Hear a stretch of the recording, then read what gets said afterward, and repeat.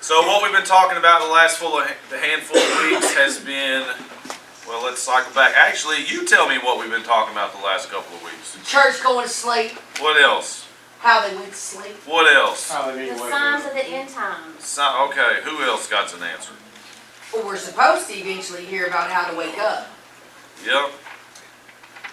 That's not what we're talking about that. But what have we learned the last couple of weeks? There's lots of false prophets. Okay, that's a good one too. Are you just asking questions till you find your place in your notes?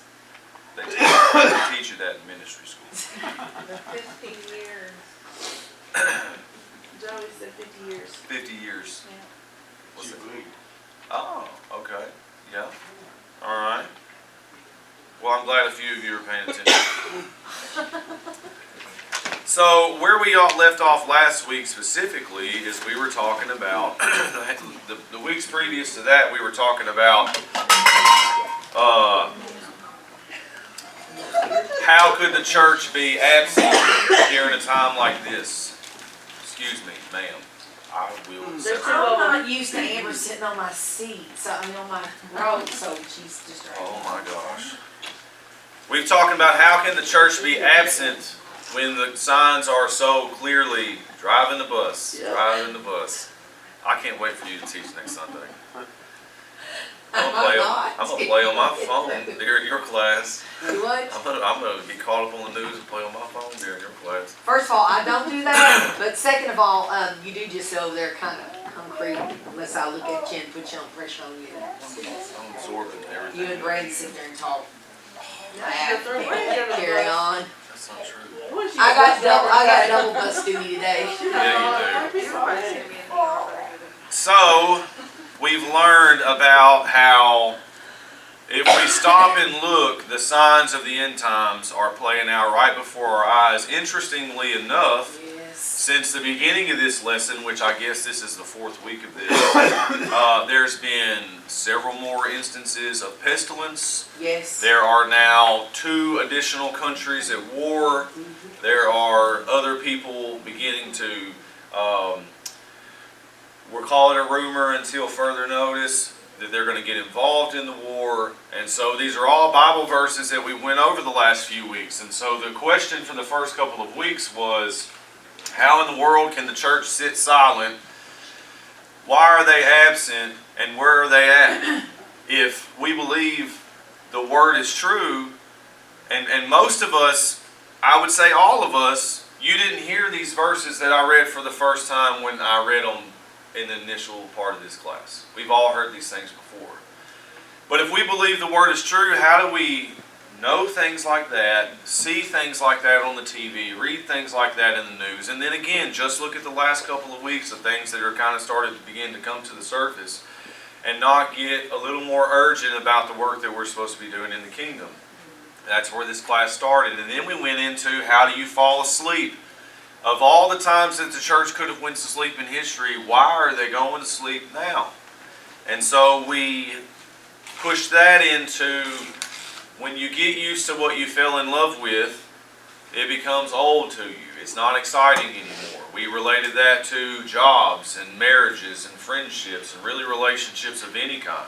We've all got that one friend who we thought was amazing in the beginning, and now we go, oh, when they call our phone, right? Anybody else? I want names. Who are they? Who are they? Matt. Oh, I set myself up for a heartache. You got hit by the bus twice. So I'll just lay down and teach from the ground. And so you get used to things that you once loved, and then they just don't mean as much to us anymore. And so the specific example that we looked at was in Matthew chapter 26, verse 36 through 46. We won't go over and read it again. We'll just kind of hit the highlights. But we find Jesus in the garden. He knows what's about to happen. He knows at this point that his purpose was to come to the earth in the manifestation of man, and that ultimately he was going to be brutally murdered, right? He wasn't going to die at home in his bed with his loved ones next to him. He wasn't going to be raptured out. There wouldn't be anything like that. He was ultimately born upon the earth to suffer the sins of the earth. And so this is coming to pass for Jesus, and he knows that it's near. And so we have the few disciples that are with him in the garden. And so several times Jesus had decided, it's just too much, I've got to get off and I've got to be by myself for a little bit. I've got to go pray by myself. I need to pray alone.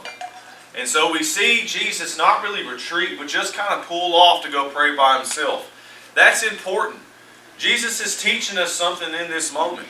That it's great to congregate with one another, and it's great to bear one another's burdens, but we've got to learn how to pray on our own. Sometimes you have to pull away. Do you ever get so burned out doing everything that's going on with the church and then everything going on outside of the church in your personal life that you just don't even have time for prayer for yourself? Yeah. And this is vital. This is important, and we know it's important because Jesus did it not once, not twice, but I think 6 times that has been stated in the Bible. 6 times that I know of. He pulled away and withdrew to pray by himself. And so every single time the disciples find themselves and they go, uh-oh, where did Jesus go?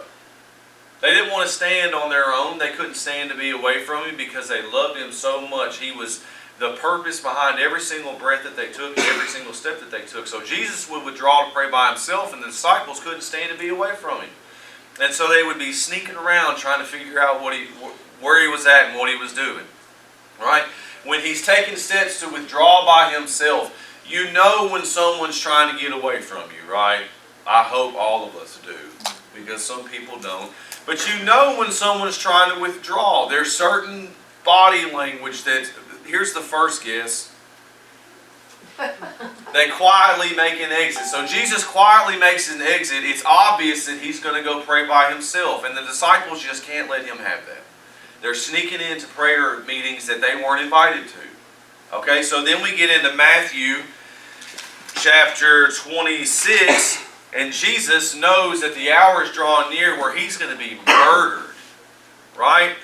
And they're not going to put him on trial and throw him in jail. They're not going to give him a quick execution. There's no mercy involved in this death. And so he knows that the hour is near, and he's grieving. The scriptures say that he's crushed. He's scared. We know that he's scared. People get upset when you say Jesus was scared. He didn't really want to be crucified. Oh my gosh, how could you say that? He went directly to the Father and said, Dad, if there's any way that we could not do this, or we could maybe take a different approach, if there was any way that we could kind of come up with the same result, but it didn't involve the barbaric murder of me. I haven't done anything wrong. I've fulfilled every obligation, every duty, every responsibility. The world knows who Jesus is. If we could just pass off on this one little part. Yes. He was scared. He was afraid. And so what does he do? He goes to the disciples and he says, I'm scared. Right? My soul is crushed. I'm terrified. Could you just stay awake and pray with me? Absolutely, Jesus. Yeah, we would love to do that. And so he prays, he comes back and he finds them asleep. Not once, not twice, but 3 times Jesus found them asleep. And he's begging with more intensity every single time, please, I'm asking you to stay awake. You've fallen asleep on me not once, not twice. Come on, stay awake with me. And they go right back to sleep. And so why did that happen? It's because the disciples walked hand in hand with Jesus for that entire part of their lives. They got used to the miracles. That became commonplace. They got used to the signs and wonders. That was nothing new anymore. This was every single day. How great would it be for somebody to pick up the phone and go, my neighbor, amputee, her leg grew back, and you go, that's great. Did you notice that the prices of apples have dropped? Because miracles are so commonplace that we don't go, wow. Well, that would be great for us. We would love that. Can't imagine living in a world like that. But for the disciples, they saw it day in and day out. And they got used to it. Right? In the beginning, Jesus was trying to get away, pray by himself, and they wanted to sneak off and see what he was doing. And then they got used to it. They got to see what he looked like in public. They got to see what he looked like in private. They got used to what they fell in love with. And when you do that, it puts you to sleep. This is a group of men that have walked beside Jesus. They've witnessed miracles. They've performed miracles themselves. We read the verse all the time. It's one of my favorites, but it's also a two-edged sword because it's really sad too. Right before Jesus leaves, he says, I have to go so the Comforter will come. And then he tells them, things that I have done, even greater you will do. And we've yet to see anybody do greater works than Jesus. So that's a great verse. I'd like to know that I've been given the authority to do greater works than Jesus, but I haven't. Yes. So where did we drop the ball at there? Right? So they've seen these things, they've witnessed these things, they have lived that verse out. Right? They have done the same things as Jesus. They've seen countless conversions and deliverances. They've heard, if they didn't witness it with their own eyes, they heard it from the lips of somebody who saw it with their own eyes. They were right there in the midst of it. Jesus would withdraw to pray by himself. They couldn't stand to be apart from him, so they would sneak off and go see him. And so they loved him with every fiber of their being, but still arrived at a place where they went to sleep on him when he specifically asked them not to. Yes. And so we read this story, and what is the first thing you think? I would never go to sleep on Jesus. If Jesus came to me and said, Matt, I know you're tired. It's been a long day. It's been a long couple of months. You know, I have been through what you've been through. You're going through what I'm going through. I need you to stay awake. I need you to pray with me. I'm telling you right now that I would go, okay, Jesus. But would I be a disciple that fell asleep in the garden? I don't know. Because I'm a part of the body. I'm a part of the same church that we're all a part of. And we see that the church has gone to sleep. And so it's easy for us to say, I would never go to sleep in the garden if Jesus was shaking me awake going, why did you go? What are you doing? I'm scared. Pray with me. That's easier said than done though, isn't it? Right? And look at the state of the church right now. We've gone to sleep. All these signs that we went over the last 3 weeks, I guess it's 3 weeks, all the signs that we went over the last 3 weeks, the church is oblivious to it. End times is right upon us. We talk about our window of opportunity is starting to close. The church is oblivious to it. And so Jesus is coming not in the physical because we don't have that, but that's no excuse because he said, I'm leaving so that the Comforter can come. He's not here in the physical, but we have the advantages of never having to know what it's like to watch Jesus sneak away and wonder, how are we going to live our life without being in direct vicinity of Jesus? Because the Spirit is here, yet the church still wants to sleep. Yes. And so we can say that we're not, but we definitely have. We're so quick to run to Jesus and cry, Lord, Lord, I need your help. But yet when the Lord sends signs and wonders in place to warn us that his return is here, when he's crying out, stay awake, don't sleep, now is not the time. The window is closing. You won't know the time nor the hour, but you will know the season. Yes. And we sit back and we Yes. go, oh my gosh, this is the season. We said it last Sunday in Sunday school. For those of you that weren't here, everyone raised their hand without a doubt. Without a doubt. And and people say that a lot. Sometimes it's not true. But the general consensus 100% last Sunday was without a doubt, I'm a part of the generation that's going to see the return of Jesus. Yes. You've never been able to say that before. Even being a part of this generation, we were never sure. We preached about his second coming, but we weren't sure that we would actually see it with our eyes. And every single day we see new things on TV. We hear new rumors of things. Right? We see the things on the news, the things, Israel and Hamas. Like reading it right out of the Bible. That's right. Right? And so we know the season. And now with all certainty we go, I am going to be a part of the generation that sees the return of Jesus. Right? But he's crying, stay awake, don't sleep, and we go right to sleep without a second thought. So the disciples, their closeness to Jesus didn't mean anything more than when we come to church. Right? Week after week after week, we leave the same way that we walked in. And so they had close proximity to Jesus, just like we have close proximity with the Spirit in every single step that we take. We go through all the efforts to come to his house. Yes. And we walk in these doors and we go to sleep. We may not be going to sleep in the physical, but in the spiritual, churches are filled with people who make every effort to be there and walk in the door and stay in a spiritual sleep. Yes. Even in the last days, we are no different than the disciples. How could you go to sleep when he's shaking you awake in the physical? Please stay awake with me, I'm terrified. And the answer to that is how, or a follow-up question is, how do we come to His house Sunday after Sunday Yes. and go to sleep?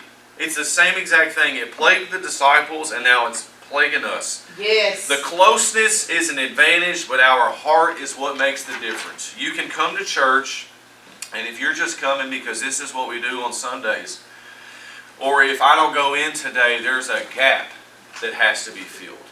You know, I'm leaving a spot open. I'm more important than, or I feel that I'm more important than what I actually am. If you're coming out of obligation, or I don't know any other way than just coming to church on Sundays and going to Bible study on Wednesdays, you may very well be present in the physical, but in the spiritual sense, you shouldn't even have left your house. Right? Does anybody understand what I'm talking about this morning? Right? Because if you're not here now, at one point you were there. Yes. And just because you're not here right now does not mean that you won't be going back to that. If we had an honest survey of the room, we would find out that most people have been asleep, are asleep, or are returning to sleep at some point. There's very few people, and I'm not just talking about our church, although our church doesn't get out of jail free card. You should know by now that our church doesn't do that. Amen. It's easy to stand in the pulpit and go, they. It's an entirely different thing to get up here and go, you, we, me. Yes. That's how our church is. Our church doesn't get out of jail free card. But we see it everywhere. And in the grand scheme of things, in the kingdom overall, there's very few players that are not asleep right now. And that's an upsetting statement. Yes. But it's an absolutely true statement. It's great that we come here, and it's great that we're here, but if we're just here in the physical and sleeping in the spiritual, then we're just occupying a seat when our heart is not here. There has to be intent in our heart. We should come to church, come to His house with intentions of having a moment, you know, of having, like, initiating something. We should leave the church with intentions. Yes, yes. Lots of people come on Sundays. Lots of people walk out the doors on Sundays. Lots of people go back to work on Mondays. It hits the fan the second they walk in the door, and then it becomes, I just got to get back on Wednesday. Oh. And then Wednesday rolls around, and it's, I can't, I'm a little too busy. I just have to make it to Sunday.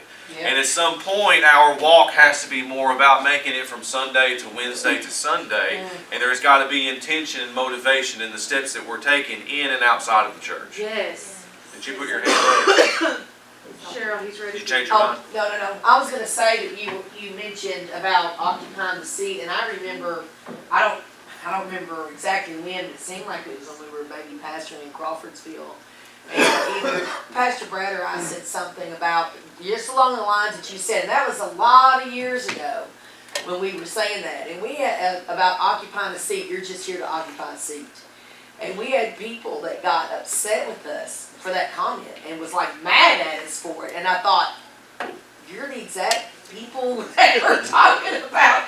If you're getting upset that the truth about occupying the seat, that being in the house, being in the physical building is not a guarantee that you're right with God, or you're awake, which we didn't use those terms then, but you're awake, or you're ready, or you're doing the active will of God, and you're just here, you just planted your butt, and that's enough. And then of course whatever was said after that, the teaching, the preaching, because we've not changed much through the years, but they got upset. And I thought the reason they got upset was because apparently this word hit you directly. Good morning. Y'all come on in. Oh no, you're fine. You're fine. Welcome to our Sunday school class. Yes, sir. So I can remember as an early Christian trying to make it from Sunday to Wednesday, then Wednesday to Sunday, and knowing that, okay, if I can just pull it together for 2 days and not interact with, this person or listen to this thing or watch that thing or say this thing or whatever it may be, not partake in this or that, and trying to make it to Wednesday. If I can just make it to Wednesday, I'll be fine. I'll go back to church and I'll be with, you know, the church family, and they'll, you know, carry me or push me or boost me or whatever you want to say. And then try to make it to the next Sunday and do the same thing, you know, Thursday through Saturday. And as a new convert or a new Christian or someone who's just, you know, acquired the faith, it's okay to be that way, to lean on your church family or those people to make it to the next service or to the next meeting or to the next whatever it may be. But like you said, at some point there's more to it than that. You're just, you know, sleepwalking through life. There's more to it. There's a purpose for your calling or whatever it may be. So like I can remember being in that space that just, if I can just make it Wednesday, if I can just make it to Sunday, you know, then I'll be okay, because I'll get, you know, re-energized or get a new zeal or rekindle the fire or whatever it may be. But there's not a lot, you're not doing a lot with your purpose or your calling at that point. You're just trying to hit it 5 times between here and now. I'll make it to heaven. But, you know, and that's the whole purpose, is to get to heaven, but you're not doing anything with it. Like, you're saving yourself when your job is to actually go in as spread the good news, you know, and to convert others as well. You know what I Yes. mean? And there's still times, and I've said it myself, and I'm sure everybody else has too, where you're just kind of in the chaos of life, and it's Saturday and you're going, oh, I just got to get to church tomorrow. Yeah. You know, you have moments where you know, if I can make it to church, if I can just get through what I'm going through and make it to church, I'll refresh, I'll refuel, I'll be fine. Yes. You have moments like that, and that's the purpose of the church, and that's the intent of the church. But if that's all that, if you're on down the road in your walk with Christ, and we're still suffering and struggling to make it from Sunday to Wednesday and Wednesday to Sunday, then something is wrong. Yes. Yes. I don't know if JP touched on this because I was talking, but, No. Not so- to the pastor's wife this time. Right, so Sister Cheryl. Just so everyone in the room Sister Cheryl mentioned, she hit on about what you said about they're just occupying the seat. You know, you're really not there spiritually, you're just coming, you're just in the routine of things, you're just occupying the seat. And I know you said last week, you know, you compared a lot of stuff to, you know, marriages or work or whatever. We get caught up in that, you know, people stay in marriages like, we're just gonna stay here till our kids graduate, you know. And they're not really, you know, in love, the fire's not there, but they just stay in that marriage. Or you just stay at a job because you're like, I need this money. So you go to work every day, out of habit, you know, out of what's comfortable. And, you know, we do get in that habit. We come to church on Sunday and on Wednesday because it's just the habit. But what you said about, you know, breaking away, like, break away. He got that, you know, private time with the Father. He needed that. That's why it's so important for us just to break away. I mean, in marriages, it's so important. Break away, have a date night, have this, whatever. You know, at work, they have these company bonding parties or whatever. So, and if it's important for us to improve our physical relationships, that's why it's so important with our spiritual relationships, you know, to, you know, break away. Sometimes you need that just intimate alone time prayer with God, because, you know, that's where you're going to build that foundation and He's going to reveal things to you. I was praying with Sister Cheryl on Sunday, and, you know, the Holy Spirit told her to ask me, how is your prayer life when you're not here, when you're not at church? And, you know, I can pray for anybody who asks me to pray. I can pray for you because I believe God is going to move for you. He can move for you. But she put me on the spot, or the Holy Spirit put me on the spot, because it's hard for me to pray for myself.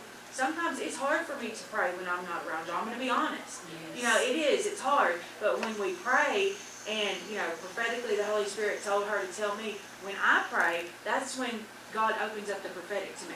Yes. You know, so that's why it's so important that we don't just get in the routine of things. This is not a routine. This is a real relationship.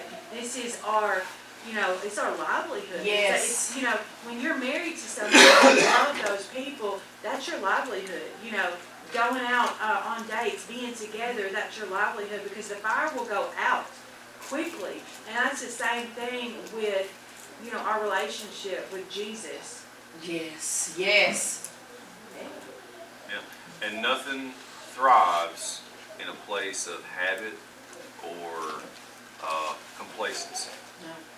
And so, just like in the physical, like Amber said, if you're not breaking away for a date night with your spouse, because if you're married, you understand the importance of that, life will do damage if you don't figure out how to get outside of that. Our spirit man is the same way. You can pray as eloquently and when you're here, but if you're not praying by yourself in the alone time, you can only act in a group. What good are you really on your own? Which is how we live most of our life. Yes. I got something to add to that too.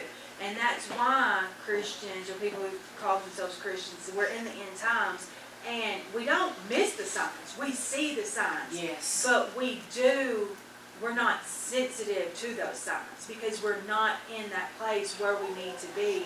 We're not in our relationship with Jesus. They don't hit us like they should. We're not doing what we should. We see them because, a blind person can see, seriously. We see them, but you're not sensitive to them if you're not in your right place.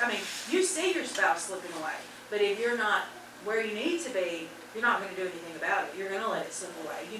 You see your kid falling off at school, hanging out with the wrong people. But if you're not, in your prayer closet, what do I do, God? What do I do, God? That's going to take your kid further than you want it to. So, we're still going to see things if we're just playing the part, but we're not going to be sensitive to them. We're not going to do what we should. We're not going to be, working how we should work. And that's not where we want to be ever, but especially in the end times. We want to be woke. We don't want to be asleep. Amen. Amen. There's always such great things that come out of these Sunday school lessons. And they always come from y'all. Wonderful job this morning. Was that I have a thought? No. Or is that okay. Anybody have anything else before we move on? China, you said something? No? Okay. So it's great that we're here. It's great that we come to church. But if our heart is not here, if there's no intent behind the moves that we're making, all we're doing is occupying a seat. And Jesus knows the difference. Matthew chapter 15 verse 8 through 9 says, "These people honor me only with their words, for their words are so very distant from me. They pretend to worship me, but their worship is nothing more than the empty traditions of men." And this is kind of what we were getting on a minute ago. It's great to come to church and pray in a group setting, right? It's great to come to church and worship in a group setting. It's easier to come in here because you know that the people that are here made all the effort to be here and we're like-minded people. You're not going to get looked at funny for worshiping.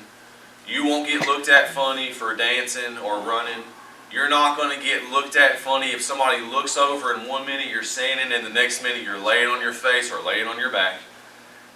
Because this is like-minded people. But if that's all our relationship is in a group setting, then we fall under the Matthew chapter 15, 8 through 9 verse. That's right. Which is they honor me, they claim to honor me with their lips, but their gestures are nothing but empty, empty traditions of men. Yes. And so it has a whole lot to do about what's going on inside the church, but it's also got a whole lot more to do with what's going on outside the church. Right. And we've got to learn to move with motive and Yes. intention. And it can't be just about making it from Sunday to Wednesday, from Wednesday to Sunday. It's got to be about more than that. Those are the words of Christ. So are we honestly expecting one another to believe that He doesn't know the difference? And when we come into church, or when we come in with intention, or when we're just occupying a seat? Right? Is anybody under the illusion that he doesn't know the difference? Okay, well you guys are on top of it this morning. We're the disciples in the garden during the final hours of His life, sleeping soundly, warning after warning after warning. Will we give heed to the warnings, or will we continue to waste away in comfort? Because the thing about sleep is once you go to sleep, you find out that, well, I guess I don't have to be responsible for this, that. right? Because lots of us have works and jobs that we do in the church. And we go to sleep, and a fear of ours is that if I go to sleep, my neighbor will know, right? That's right. We're not just talking about the physical. We'll know that too. But in the spiritual, if I go to sleep, my neighbor might know. Because I arrive early, I stay late, I talk to new people, I pass out goodie bags, I pray with people in the altars, I stand and I worship. Sometimes I contribute to what's going on. If I go to sleep, my neighbor will know that I went to sleep. Well, we go to sleep anyways. That's what this lesson's about. Then we find out that people don't really notice. Do you know why? Because we're not as important as we believe we are. And at least in this church, if a tooth falls out, another tooth steps in place. Right?